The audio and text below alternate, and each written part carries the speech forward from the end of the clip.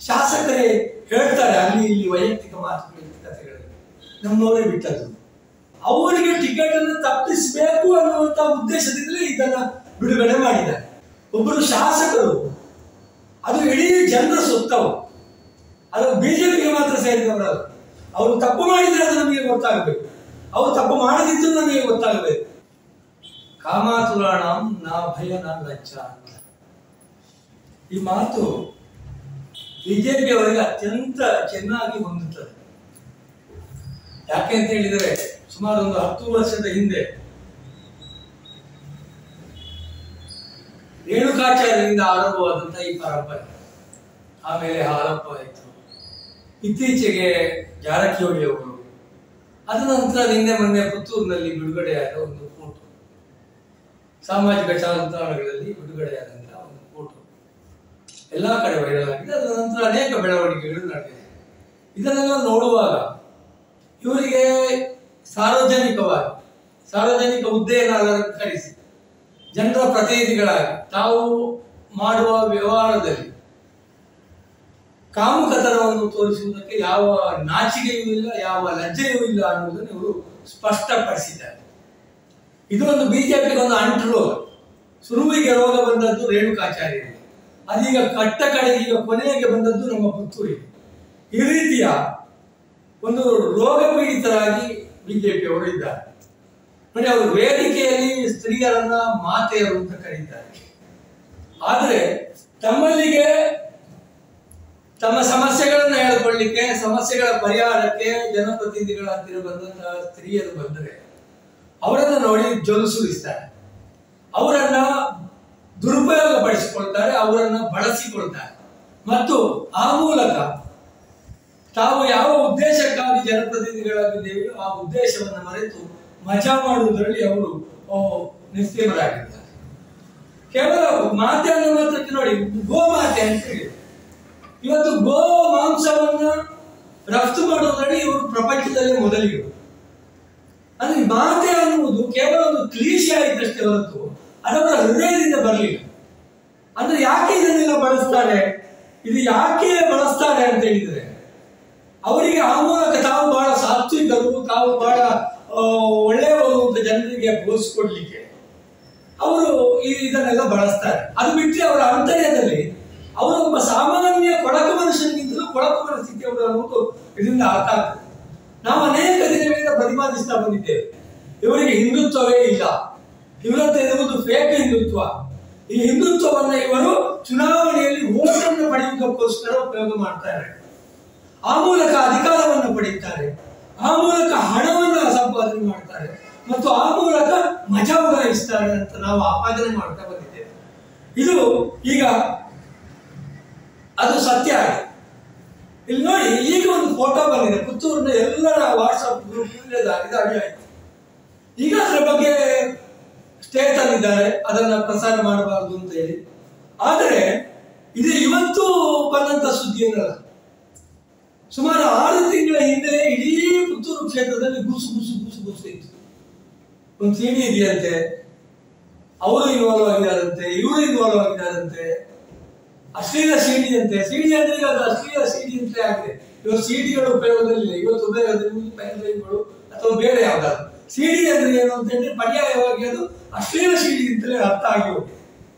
ಅದು ಬಿಡುವ. ಅದ್ರ ನಂತರ 3 ತಿಂಗಳ ಹಿಂದೆ ಒಬ್ರು ಕೆಡಿಪಿಯ ಸದಸ್ಯರು ಅವರದ್ದು ವೈರಲ್ ಆದ ಒಂದು ಆಗಿ ಹೋಯಿತು. ಅದರಲ್ಲಿ ಅವರು ಪ್ರಸ್ತಾಪ ಮಾಡ್ತಾರೆ, ಒಂದು ಸಿಡಿ ಇದೆ, ಅದೇ ಅವರು ಹೇಳಿದ್ರಲ್ಲ ಶಾಸಕರ ಸಿಡಿ ಇದೆ ಅಂತ. ಯಾರು? ಕೆಡಿಪಿಯ ಸದಸ್ಯರು ಹಾಗೆ ಅವರು ಹೇಳಿದ್ರು. ಹಾಗೆ ಹೇಳಿ ಅದು ಇಡೀ ಕ್ಷೇತ್ರದಲ್ಲಿ ನಾವು ಕೂಡ ಒಂದು ಪತ್ರಿಕಾಗೋಷ್ಠಿಯಲ್ಲಿ ಕೇಳಿದ್ದೆವು, ಸಿಡಿ ಇದೆಯಾ, ಹೌದಾ, ಹಾಗಿದ್ರೆ ನಿಮ್ಮ ಪ್ರತಿಕ್ರಿಯೆ ಏನು ಅಂತ. ಈಗ ಈ ಏನು ಫೋಟೋಗಳು ಬಂದಿದೆ, ಅವ್ರು ಹೇಳ್ಕೊಳ್ತಾರೆ ಇದು ಖಾಲಿ ಟ್ರೈಲರ್ ಮಾತ್ರ, ಪಿಕ್ಚರ್ ಅಭಿ ಬಾಕಿ ಅಂತ. ಅಂದ್ರೆ ಇದರ ಹಿಂದೆ ಏನಾದ್ರು ಬರುವುದಕ್ಕಿದೆಯಾ ಗೊತ್ತಿಲ್ಲ ನಮಗೆ. ಆದ್ರೆ ಶಾಸಕರು ಇದೆಲ್ಲ ಸುಳ್ಳು ಅಂತ ಹೇಳ್ತಾ ಇದ್ದಾರೆ. ಇದನ್ನು ಅತ್ಯಾಧುನಿಕ ತಂತ್ರಜ್ಞಾನವನ್ನು ಬಳಸಿ ಇದನ್ನ ನಿರ್ಮಾಣ ಮಾಡಲಾಗಿದೆ. ಆಮೇಲೆ ಇದು ನಮಗೂ ಅದಕ್ಕೂ ಸಂಬಂಧವೇ ಇಲ್ಲ ಅಂತ ಶಾಸಕರು ಹೇಳಿದ್ದಾರೆ. ಸಂಬಂಧಪಟ್ಟ ಯಾವುದು ಹೆಂಗಸು ಕೂಡ ಅದನ್ನು ಹೇಳಿದೆ. ಈಗ ಸತ್ಯವ ಸುಳ್ಳ ನಮಗೆ ಕ್ಷೇತ್ರದ ಜನತೆಗೆ ನಿಜ ಗೊತ್ತಾಗುತ್ತೆ. ಇದು ಸತ್ಯವಾಗಿದ್ದರೂ, ಇದು ಸುಳ್ಳೇ ಆಗಿದ್ದರೂ, ಇದು ಬಿಜೆಪಿ ಬಣ್ಣವನ್ನು ಬಯಲುಗೊಳಿಸಿದೆ. ಅದು ಯಾಕೆ ಅಂತ ನಾನು ಹೇಳ್ತೇನೆ ನೋಡಿ. ಇದು ಸತ್ಯವಾಗಿದ್ದರೆ ಅವರು ಏನು ಕೊಳಕು ಮಾಡಿದ್ದಾರೆ ಅನ್ನೋದು ಎಲ್ರಿಗೂ ಗೊತ್ತಾಗ್ತದೆ. ಇದು ಸುಳ್ಳಾಗಿದ್ದರೆ ಒಬ್ಬಳು ಸ್ತ್ರೀಯ ಮಾನವನ್ನು ಖಂಡನೆ ಮಾಡುವಂತ ಕೆಲಸದಲ್ಲಿ ಇವರು ನಿರತರಾಗಿದ್ದಾರೆ. ಯಾಕೆಂತ ಹೇಳಿದ್ರೆ, ಒಬ್ಬ ಗಂಡಸಿನ ಜೊತೆಗೆ ಇನ್ನೊಂದು ಹೆಂಗಸನ್ನ ಮಾರ್ಕಿಂಗ್ ಮಾಡಿ ಅದನ್ನ ಅವರು ಕಾಮಕೇಳಿಯಲ್ಲಿ ನಿರತರಾದ ಹಾಗೆ ಅದನ್ನ ಚಿತ್ರಿಸಿ ಅದನ್ನ ಸೋಷಿಯಲ್ ಮೀಡಿಯಾದಲ್ಲಿ ಬಿಡುವುದು ಅಂದ್ರೆ ಅವರಿಗೆ ಹೆಂಗಸರ ಮೇಲೆ ಎಷ್ಟು ಗೌರವ ಇದೆ ಅನ್ನೋದು ನಮಗೆ ಅರ್ಥ ಆಗ್ತದೆ. ಹಾಗಿದ್ರೆ ಇದನ್ನು ಬಿಟ್ಟವರು ಯಾರು? ಈ ಬಿಟ್ಟವರಿಗೆ ಅದು ಯಾವುದೂ ಇಲ್ಲ, ಹೆಂಗಸರ ಮೇಲೆ ಗೌರವ ಇಲ್ಲ, ಅಥವಾ ಮಾಡಿದವರಿಗೆ ಹೆಂಗಸರ ಮೇಲೆ ಗೌರವ ಇಲ್ಲ. ಒಟ್ಟು ಇದನ್ನು ಬಿಟ್ಟವರು ಯಾರು ಅನ್ನೋದು ತುಂಬಾ ಮುಖ್ಯ ಆಗ್ತದೆ. ಯಾರು ಬಿಟ್ಟವರು? ಶಾಸಕರೇ ಹೇಳ್ತಾರೆ ಅಲ್ಲಿ ಇಲ್ಲಿ ವೈಯಕ್ತಿಕ ಮಾತುಕತೆಗಳಲ್ಲಿ, ನಮ್ಮವರೇ ಬಿಟ್ಟದ್ದು. ಅವರು ಒಂದು ಸಂದರ್ಶನದಲ್ಲಿ ಹೇಳಿದ್ದಾರೆ, ನನ್ನ ರಾಜಕೀಯ ವಿರೋಧಿಗಳು ಬಿಟ್ಟದ್ದು, ರಾಜಕೀಯವಾಗಿ ನನ್ನ ಏಳಿಗೆಯನ್ನು ಸಹಿಸಲಿಕ್ಕೆ ಸಾಧ್ಯವಿಲ್ಲದವರು ಬಿಟ್ಟದ್ದು ಅನ್ನುವಂಥ ಮಾತನ್ನ ಹೇಳ್ತಾರೆ. ಅವರು ಅವರ ಪಕ್ಷದವರ ಕಡೆಗೆ ಅವರು ಬೆರಳನ್ನು ತೋರಿಸ್ತಾ ಇದ್ದಾರೆ. ಇದು ಅತ್ಯಂತ ಮುಖ್ಯವಾದ ಒಂದು ವಿಷಯ. ಇಲ್ಲಿ ಇನ್ನೊಂದು, ಅದು ಅವರ ಪಕ್ಷದವರೇ ಬಿಟ್ಟದ್ದು ಅನ್ನುವುದಕ್ಕೆ ಅವರು ಎಲ್ಲಿಯೂ ವಿಪಕ್ಷಗಳ ಮೇಲೆ ಬೆರಳು ತೋರಿಸುವುದಿಲ್ಲ. ಈ ಹಿಂದೆ ಅನೇಕ ಪ್ರಕರಣಗಳಲ್ಲಿ ಅದು ಅಲ್ಲಿ ಕಾಗೆ ಮರದ ಮೇಲೆ ಕೂರಿಸಿಕೊಂಡು ಹಿಕ್ಕೆ ಹಾಕಿದ್ರು, ಅದು ಕಾಂಗ್ರೆಸ್ನವರು ಅಂತ ಹೇಳ್ತಿದ್ರು, ಅದು ವಿಪಕ್ಷದವರು ಅಂತ ಹೇಳ್ತಿದ್ರು. ಈಗ ಅವರು ಏನ್ ಹೇಳ್ತಾ ಇದ್ದಾರೆ ಅಂದ್ರೆ, ಅವರು ನಮ್ಮವರಿಗೆ ನನಗೆ ಇದನ್ನು ಮಾಡಿದ್ದಾರೆ, ರಾಜಕೀಯ ವಿರೋಧಿಗಳು ಮಾಡಿದ್ದಾರೆ. ಯಾರು ಅವರ ರಾಜಕೀಯ ವಿರೋಧಿಗಳು ಅಲ್ವಾ? ಇನ್ನು ಅದನ್ನು ಬಿಜೆಪಿಯವರೇ ಮಾಡಿದ್ದಾರೆ ಅನ್ನುವುದಕ್ಕೆ ನಮಗೆ ಸಾಂದರ್ಭಿಕ ಸಾಕ್ಷಿಗಳು ಬಲವಾಗಿದೆ. ಯಾವ ಸಮಯದಲ್ಲಿ, ಯಾವ ಸಂದರ್ಭದಲ್ಲಿ ಅದನ್ನು ಅವರು ಬಿಡುಗಡೆ ಮಾಡಿದ್ರು ಅನ್ನೋದು ತುಂಬಾ ಇಂಪಾರ್ಟೆಂಟ್ ಆಗ್ತದೆ. ಅದು 2-3 ದಿವಸದ ಹಿಂದೆ, ಇವತ್ತಿಗೆ 2-3 ದಿವಸದಿಂದ ಬಿಡುಗಡೆ ಆಗ್ತದೆ. ಸಂದರ್ಭ ನೋಡಿ, ಅವರಿಗೆ ಟಿಕೆಟ್ ಅನೌನ್ಸ್ ಆಗಲಿಲ್ಲ. ಅವರು ಇಲ್ಲಿನ ಸಿಟ್ಟಿಂಗ್ MLA, ಟಿಕೆಟ್ ಅನೌನ್ಸ್ ಆಗದೆ ಇರುವಾಗ ಅವರಿಗೆ ಟಿಕೆಟ್ ಅನ್ನು ತಪ್ಪಿಸಬೇಕು ಅನ್ನುವಂತ ಉದ್ದೇಶದಿಂದಲೇ ಇದನ್ನ ಬಿಡುಗಡೆ ಮಾಡಿದ್ದಾರೆ. ಅದು ಮತ್ತು ನಾವು ಅದನ್ನು ಇನ್ನಷ್ಟು ಆಳವಾಗಿ ನೋಡಿದ್ರೆ ಆ ಟೈಮಿಂಗ್ ನಮಗೆ ಇನ್ನೂ ಕೂಡ ಇಂಪಾರ್ಟೆಂಟ್ ಆಗ್ತದೆ. ಇವರನ್ನೇ ಅಭ್ಯರ್ಥಿಯನ್ನಾಗಿಸಬೇಕು ಅಂತ ಹೇಳಿ ಒಂದು ನಿಯೋಗ ಹೋಗ್ತದೆ. ಅವರ ಸ್ವಾಮೀಜಿ ಹತ್ರ, ಯಾವುದು ನಮ್ಮ ಆದಿಚುಂಚನಗಿರಿ ಮಠಾಧೀಶರಾದ ಸಮೀಪಕ್ಕೆ ಬಿಜೆಪಿಯಿಂದ ಇತರ ಗೌಡ ಸಮುದಾಯದವರನ್ನೆಲ್ಲ ಇವರನ್ನೇ ಅಭ್ಯರ್ಥಿಯನ್ನಾಗಿಸಬೇಕು ಅಂತ ಹೇಳಿ ನಿಯೋಗ ಹೋಗ್ತಾರೆ. ಸರಿ, ಅದು ಹೋದ ತಕ್ಷಣ ಟಾಕ್ ಅಂತ ಬಿಟ್ಟು ಬಿಡ್ತಾರೆ. ಅಂದ್ರೆ ಉದ್ದೇಶ, ಇವರಿಗೆ ಟಿಕೆಟ್ ಇಲ್ಲ ಅನ್ನೋದು ಮೊದಲೇ ನಿಶ್ಚಯ ಆಗುತ್ತೆ. ಅದಕ್ಕೆ ಆಧಾರಗಳೇನು ಅಂದ್ರೆ, ಈಗಾಗಲೇ ಗುಸುಗುಸು ಆಗಿದ್ರೆ ಇನ್ನು ಕೆಲವು ಸಂದರ್ಶನಗಳಲ್ಲಿ ಸ್ವತಃ ಶಾಸಕರಿಗೆ ಆ ಪ್ರಶ್ನೆಯನ್ನ ಕೇಳಿದ್ದನ್ನು ನಾವು ನೋಡಿದ್ದೇವೆ. ಇತ್ತೀಚೆಗೆ ಸುದ್ದಿ ಅವರು ಸಂದರ್ಶನ ಮಾಡಿದ್ದಾರೆ. ಆ ಸಂದರ್ಶನದಲ್ಲಿ ಅವರು ಸಂದರ್ಶನಕಾರರು ಕೇಳ್ತಾರೆ, ನಿಮಗೆ ಟಿಕೆಟ್ ಇಲ್ವಂತೆ? ಆಗ ಅವ್ರು ಹೇಳ್ತಾರೆ, ನನ್ನ ಸೀಟೇನು ಖಾಲಿ ಆಗ್ಲಿಲ್ಲ, ನಾನಿದ್ದೇನೆ ಅಂತ. ಅಂದ್ರೆ ಇದು ಇವತ್ತ ಸಂದರ್ಶನ, ಕೆಲ ದಿವಸಗಳ ಹಿಂದೆ ಆದದ್ದು. ಅಂದ್ರೆ ಅವರಿಗೆ ಟಿಕೆಟ್ ತಪ್ಪಿಸಬೇಕು ಅನ್ನುವಂತಹ ಒಂದು ಷಡ್ಯಂತ್ರ ಅವರ ಪಕ್ಷದಲ್ಲೇ ನಡೆದಿದೆ. ಅದರ ಪರಿಣಾಮವಾಗಿಯೇ ಇದು ಈ ಸಮಯಕ್ಕೆ ಬಂದಿದೆ.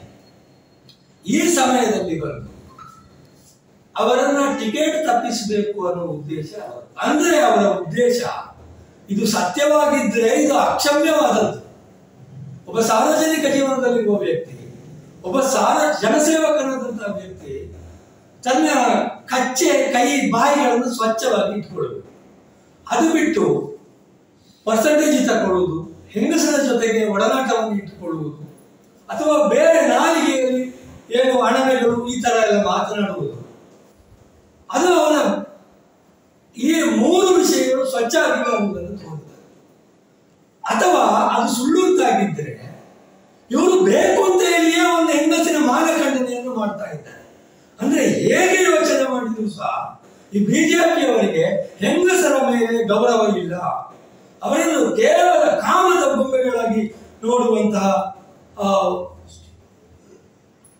ಮನೋಭಾವನೆಯನ್ನು ಅವರು ಹೊಂದಿದ್ದಾರೆ ಅನ್ನೋದು ಇದರಿಂದ ಸ್ಪಷ್ಟ ಆಗ್ತದೆ. ಹಾಗಾಗಿ ನಾವು ಇಲ್ಲಿ ಏನನ್ನು ಬಯಸ್ತೇವೆ ಅಂತ ಹೇಳಿದ್ರೆ, ಒಬ್ಬರು ಶಾಸಕರು ಅದು ಇಡೀ ಜನರ ಸೊತ್ತವು, ಅದು ಬಿಜೆಪಿಗೆ ಮಾತ್ರ ಸೇರಿದವರಲ್ಲ.